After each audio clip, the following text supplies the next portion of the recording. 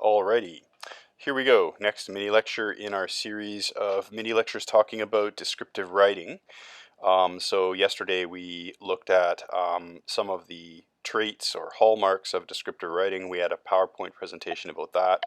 And we also looked at actually how to write a descriptive paragraph. So today we're going to talk about my marking process. I want to talk my way through what it looks like when I'm marking a paragraph.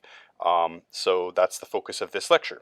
Now, first off, I wanted to point out that with all of my documentation, you can take a look at the top mini bar up here, the header, and it's kind of describing what we're looking at. Now, you'll notice that some of them are recycled material. So this one would have come, I would have created this document. In fact, this paragraph, Emerald Hills, was made originally for the spring 2020 semester. If I'm recycling materials or videos, I mean, this makes sense. Teachers do this, right? We don't want to reinvent the wheel over and over again. So sometimes these materials will have been used for another class, but I always reread them and change them a little bit. So we're going to update this. So now we've got that updated. Also, quite often I like to just give just a little bit of an italic tilt to the name of the actual assignment. So there's the paragraph Emerald Hills. We looked at that yesterday.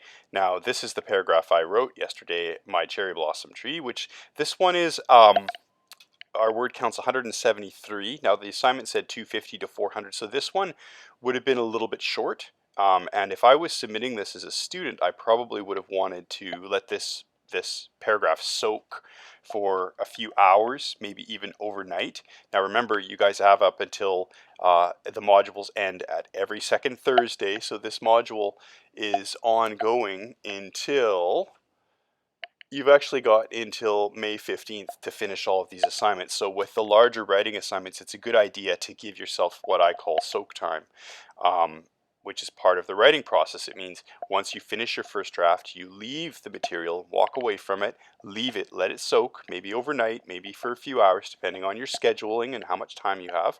But then you come back and you edit it. So after you submit your edited work, then I will take it in and I start marking it. So let's take a look at a third paragraph. So this one I wrote yesterday.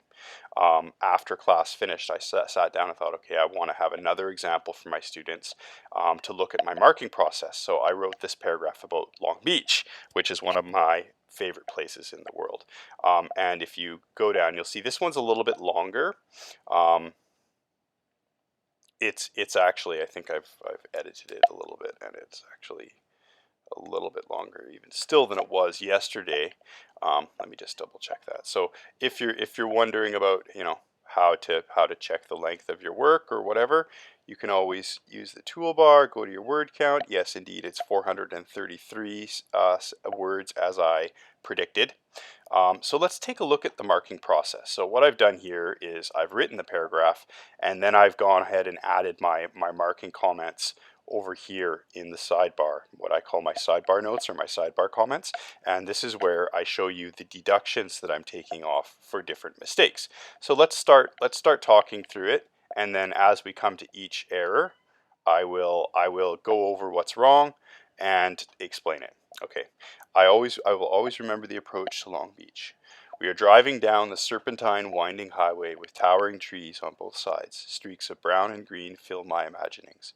The car swoops around a corner, and there, off in the distance. Okay, so this is a good example here of a scoopable phrase. This is a scoopable preposition phrase. Okay, phrase level, scoopable element, preposition phrase. And there, off in the distance, we get our first glimpse of the silver sands of Long Beach and the cerulean blues of the Pacific Ocean. Now, cerulean is just an adjective that talks about a really clear, bright blue color. Okay? It is at that precise moment that the hummingbirds start buzzing their shimmering wings within my heart. Okay, so these little gray indications, these are phrasings or wordings that I don't like as the writer. So in my second video today, I'll actually talk about the editing process and how to do some editing and self-correction. But for now, we'll just leave them as they are. That's going to be the second mini lecture. And I've also indicated here When I want something added, I put a little mark like that. I have an unbreakable connection with the beach. It is my spiritual home. My parents used to camp right on the beach in the back of my dad's old green pickup truck, the Green Machine. We used to camp there every summer with our cousins from Kamloops, the Synonym Girls. So now you'll notice I've got my first um, comment. Now this comment is talking about this piece of writing here. Notice I said to camp in this sentence, right?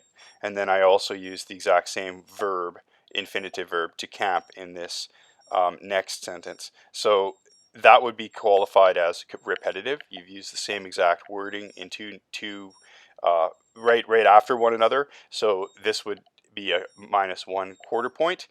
Repetitive, you just use this word. Can you generate a synonym? So my comment might be something like that.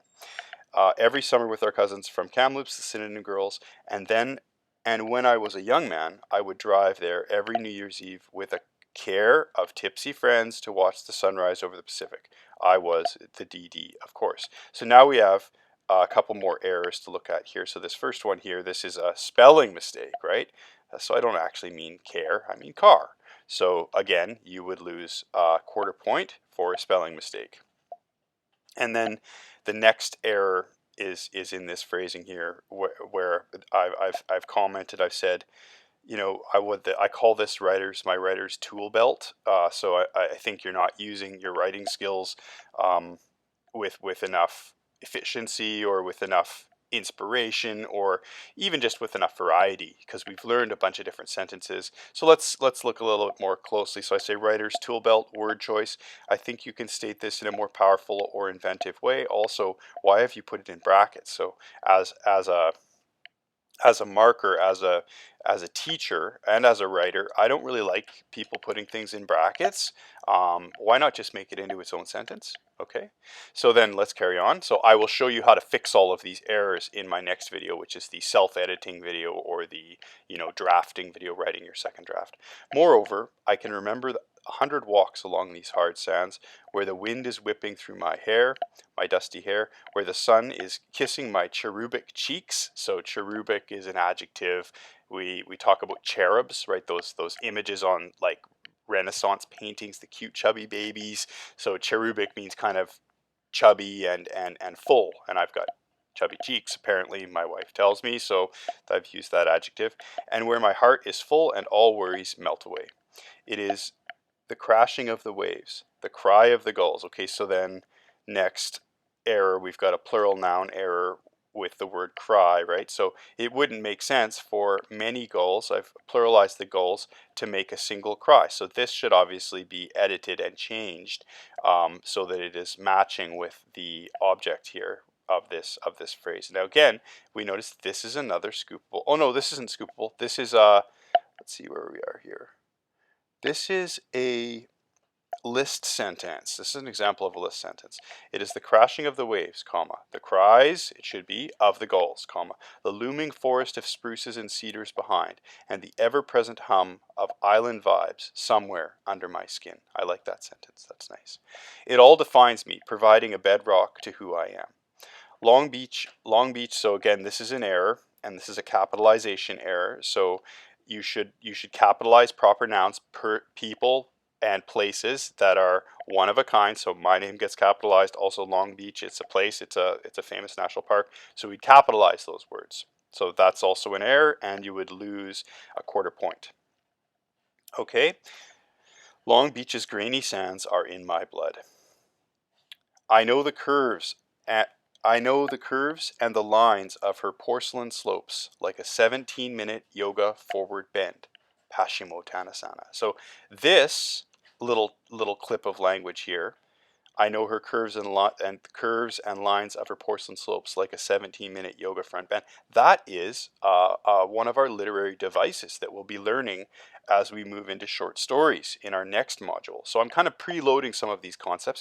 When we make an indirect comparison using like or as, this is called a simile. So I've included a simile in the writing, which is excellent. And Paschimottanasana, that is just the Sanskrit word for the name of the forward bend yoga pose. So I've put that in kind of artistic license, I guess you could say. I know the hills and islands that lie at her edges. So this is also another poetic device. I've suddenly transformed Long Beach into a female, and I've given Long Beach lifelike qualities. We call that personification. So you are giving person-like qualities to a non-living, traditionally considered non-living thing. Now, I'm a naturalist and I believe in nature and the connection with nature. So I don't really adhere to this idea that everything is not living. But this element as a literary tool is what we call personification. I've climbed over them and contemplated their cracks and furrows. I've cut my feet on them and lay there watching the waves crash, crash, crashing against the weathered stone islets. Islet is a name for a small island. You can see them in rivers, or like at Long Beach, there's those little humps of stone that sit just offshore or that are at the edges of the long straight stretches of sand. Those we could call islets. I've explored every bush crowded trail and chilly tidal pool. So this is actually a comma error, because when you've got two adjectives modifying the same noun, there should be a comma there. Okay, so actually this one should also be, I missed this one, but this one should also be minus 0.25, and then it would be the code punc, which means punctuation error, and I would say you need a comma between two adjectives that are modifying the same noun. I'm going a little quickly, because I know my time is almost up here. I can only do about a 12-minute video for Facebook. So I got to push on here. I poked the sea anemones with curious. See, that's a good example of using the correct comma between the two adjectives modifying one noun right there. Curious, childish fingers, and tried in vain to scoop up bullhead fishes in cupped hands. I've walked the changing, storm-tossed logs in a game. How long can you keep going without stepping on sand? My younger sister and I built empires of drip sandcastles and dreamed of their epic legacies and demise. Sandcastles crushed down by the times of sand, or sorry, by the sands of time. So I like that's kind of a nice image. The infinite circle of life. On these invisible cogs we turn to. So there's a metaphor. I've compared life to some invisible cogs. It's direct comparison. So you can see I've used both metaphor and simile in this paragraph.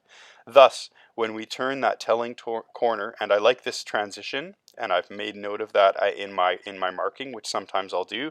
Usually a yellow indicates a mistake and a blue indicates something that was well done.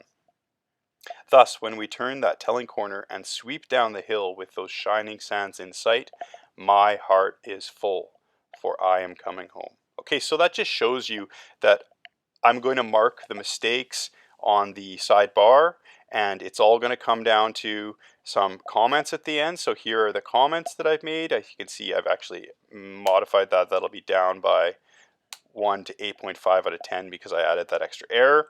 So Matthew, well done on your descriptive paragraph. You've captured a moment and effectively used descriptive language. You followed our pattern through the senses and included both metaphors and similes. However, there are some detail errors and writing execution choices to ameliorate. This is today's vocabulary word. To ameliorate is a verb that means to improve. So it's one of our higher level academic words.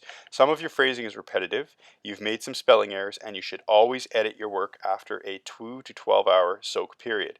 Please read my sidebar comments carefully, as they will explain how I arrived at your mark. I liked your topic choice and use of sentences, by the way. Okay, so that's just a quick look at how I would go about editing a paragraph. Or sorry, marking a paragraph. Editing is coming up next.